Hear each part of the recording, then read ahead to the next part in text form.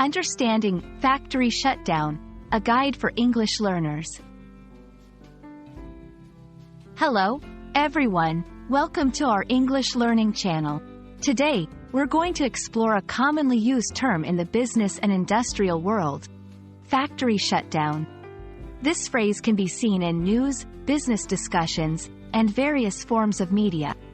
So, let's dive in and understand what it means and how to use it in your conversations. Factory shutdown refers to the temporary or permanent closure of a manufacturing plant or facility. This could be due to various reasons like economic issues, maintenance, or changes in company strategy. It's important to note that a shutdown can be planned or unplanned. A planned shutdown usually happens for maintenance or upgrading facilities, while an unplanned one could be due to sudden issues like financial losses or external factors like a natural disaster.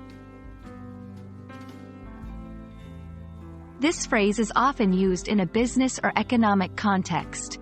For example, in news reports, you might hear, "The automotive company announced a factory shutdown due to a shortage of parts." It indicates a halt in production and can have significant implications for the economy, employment, and local communities. It's also used in labor discussions, often concerning workers' rights and impacts on employment. Let's see how factory shutdown can be used in sentences. The factory shutdown led to a temporary shortage of electronic goods in the market. Workers were concerned about job security following the announcement of the factory shutdown. Understanding terms like factory shutdown is crucial for grasping business and economic news in English.